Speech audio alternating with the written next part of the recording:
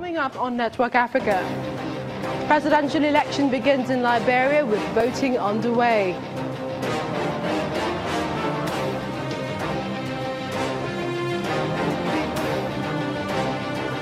Unidentified gunmen killed 2 female staff members at a university in Kenya.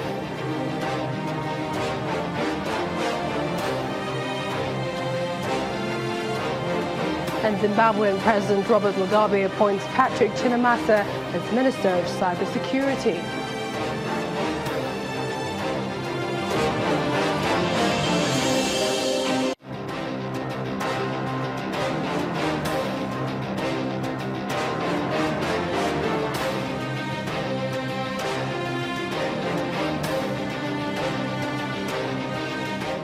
Welcome to the program. I'm Millicent Walker.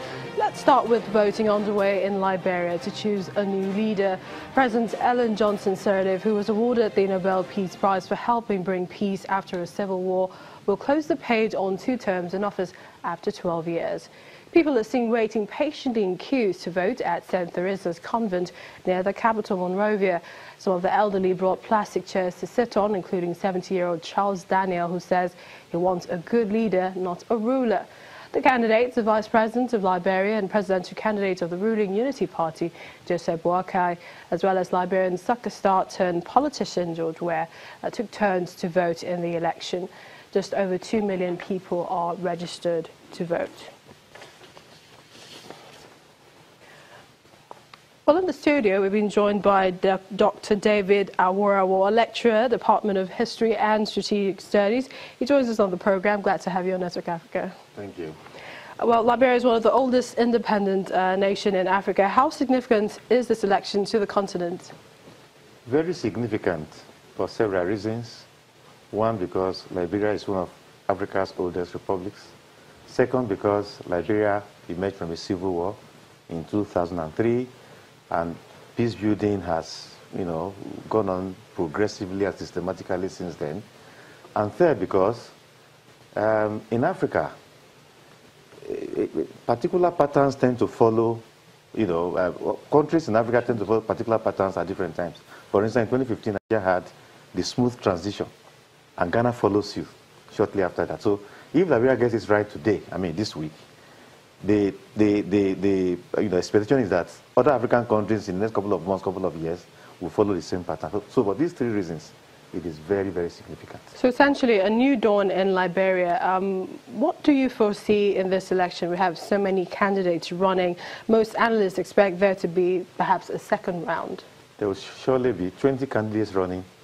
And when you look at the exit polls here and there, the projections, no candidates will likely be able to win up to 30%. And the constitution says 50%. Anybody who wins the 2 highest, votes, the candidates with the 2 highest votes will go for a runoff. So the way it is now, Joseph Boakai, the vice president, George Weah, the football superstar, they are the 2 leading candidates. And so we expect that the 2 of them will go for a runoff in the next couple of weeks after the first, round. Today. Ms. Sirleaf urged people to vote peacefully in a nation still recovering from a 14-year civil war. In fact, she said, and I quote, "Your vote is about you and your family, not party or ethnicity," when she addressed the nation. How would you assess her achievements over the past 12 years? Well, we can say impressive. Impressive because when she came in 2005, Liberia was a country emerging from civil war. Infrastructure destroyed, 8% of the population killed over a period of over 10 years. So it was a country that needed rebuilding, rebuilding in terms of infrastructure, rebuilding in terms of social integration, rebuilding in terms of national cohesion, rebuilding in all sides. And so far, in the past 12 years, she has succeeded in getting the country to rebuild. Of course, many challenges remain. 85% of the country, of the population of the country, are poor, and so one will expect that the focus moving forward will be to progressively improve the development of Liberia. Very interesting. For as much as 20 candidates you've mentioned are running, doesn't it interest you to find that it's just one of them that's a woman? Yes, I was, very surprised, especially since the incumbent is a woman. I don't know what has happened to gender mainstreaming, gender issues in the past 12 years. I would have expected nearly half the number of candidates being women, but somehow only one woman is among the candidates. But one will expect that whether a woman emerges, the next president or not very likely. The important thing is that the government should, have a policy that would bring as many women as possible into the, political decision-making Exactly, process. and we've had that conversation, year in, year out with regards to women carrying their own fork, that not being the case.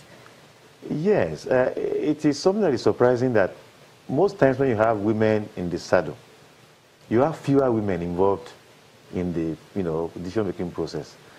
I don't know whether women tend to be distrustful of their fellow women. I do not know. But what will be gratifying is that whoever wins in this round of election should make, as African countries have been, encouraged to do, bring in as many women as possible into the decision-making process.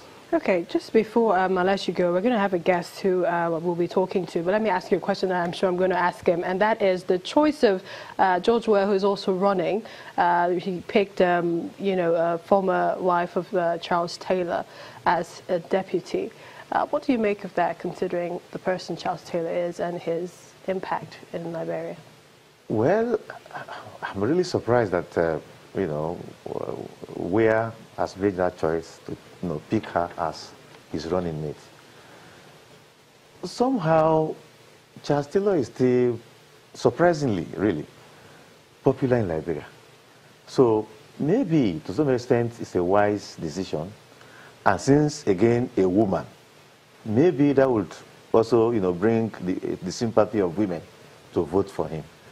But however it goes, it's also possible that the former wife of Charles Taylor does not identify with the values, the worldview, the philosophy of Charles Taylor, such that she should be treated in our merit and not in relation to what her husband did a couple of years ago. All right, thank you so much, Dr. David Aworawo, for coming on the program. Thank you.